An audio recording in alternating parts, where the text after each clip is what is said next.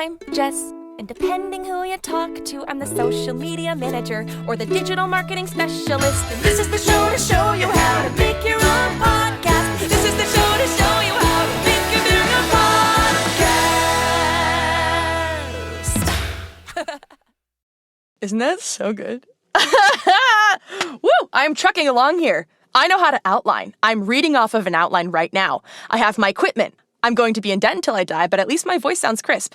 And I have a jingle, and you heard it. It sounds amazing, and it's going to be stuck in your head for the next 6 months. So anyway, I got to learn more. But there are so many people in this world who know a lot about podcasting who aren't Gen Z media staff, believe it or not. But booking guests makes me nervous. How do you ask? What if they don't have sound equipment? I feel like a new kid on the first day of school. So I'll call up my friend Nate DuFort. He's the founder of the podcast company Soundsington Media. Jess? Hey! Hi, Nate! Hey! How's Pacific Standard Time? Great. How's Central Standard Time? Colder, probably? Yeah, it's hot in California. So we hosted Iowa Chapman and the Last Dog Educators version together. Is that a question? No, I guess it's not. But we had some absolutely amazing guests on, and I didn't book any of them. I just showed up to the recording sessions and played a little jester, a little funny hat on and the bells. Yeah. Well, you were amazing at that, and there is literally no one on the planet I'd rather discuss post-climate catastrophe adventures with dogs with. Well, that is really nice, Nate. Well, what about people not on the planet? Because you literally had the International Space Station on your pod Reach, a space podcast. How do you do it? How do you get these people? Well, there are so many different ways, depending on the type of guest that you're looking for. There's so many different approaches, but I'm going to share what works for me, and then I'll go to my number one rule of booking guests. How's that sound? That sounds perfect to me. Go ahead. Awesome. You got the floor.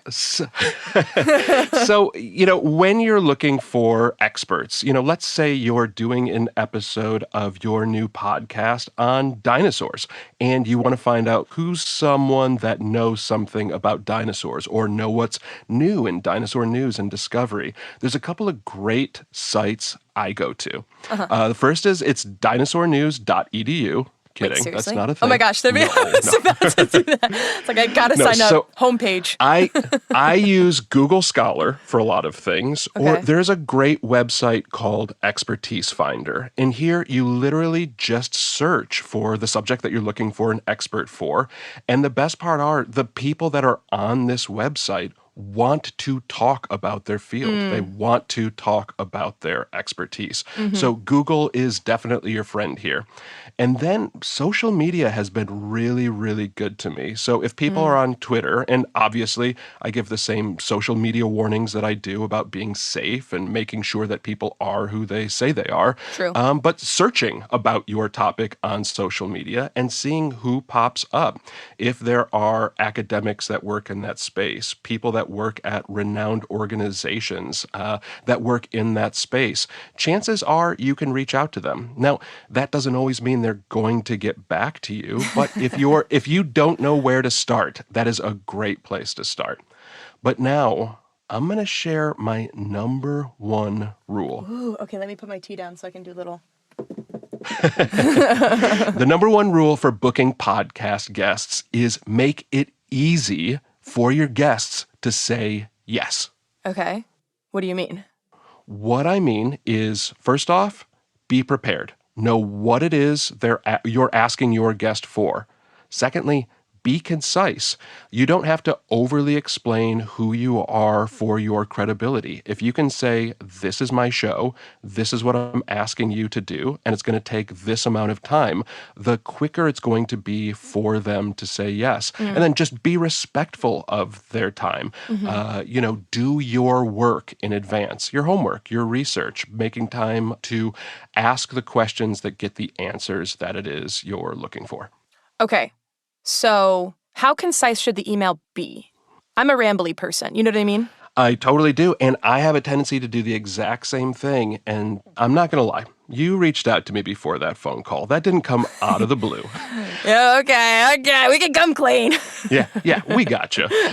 So I actually prepared when you and I were co-hosting Iowa Chapman and the Last Dog Educators version. I prepped a bunch of emails for these guests, and I want to share one now that explains those exact things we talked about. What is the show? What is the ask? And how long is it going to take? So if it's cool, I'm going to read that now. I would love that. A peek behind the curtain. Go for it. Hello, potential guest. My name is Nate DuFort, and I'm working on a narrative fiction podcast series for middle grade audiences entitled Iowa Chapman and the Last Dog, Educators version. On each episode, we have a talkback component where we ask subject matter experts about the science behind the story, and we provide resources for takeaway learning. One of these episodes will be discussing locusts and agriculture, if you remember that episode. Sure do. And from reading about you and your work online, I am confident this falls under your areas of expertise. If possible, I'd love to book 15 minutes of your time for an interview for inclusion on our show. Thank you for reading and for your consideration, and I'm happy to answer any questions. It's 2 paragraphs. That is so helpful. And listeners, I noticed at least that there was just no fluff. It wasn't like, and this show's so good, and like we have fun, and it's really exactly what they need to know because they can find out those answers later. Exactly right. And I found in emails, be it for podcasting or, anything else in my life, if it's too long of an email, it might not get read right away. People may put it aside, come back to it later when they have time to read it. This literally takes 30 seconds to read. Wow. Well, that's so helpful, Nate. I think that might lead us to our homework part of the show, or unless you have anything else you want to say. No, let's get into this homework. You know what? Let's get into the homework. That's where I want to be right now. Let's get into homework. So, first things first, you're going to want to summarize your show.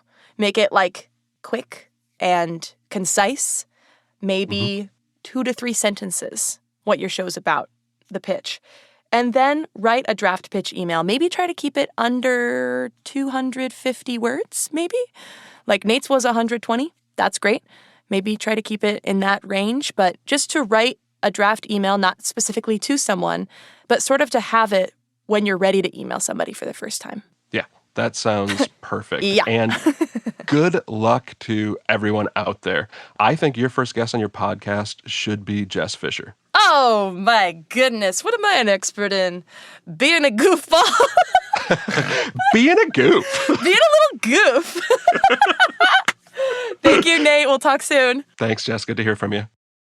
Podcast Title Pending is a production of Gen Z Media. If you're an educator using podcasts in your classroom, visit us at gzmclassroom.com for materials, lesson plans, or to request a visit from a GZM creator. For more great family audio, go to gzmshows.com and follow us on social media at Gen Z Shows. Be sure to follow Podcast Title Pending wherever you get your podcasts so you don't miss any new episodes.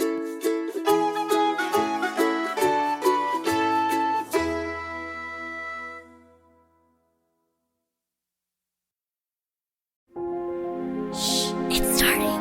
GZM Shows. Imagination Amplified.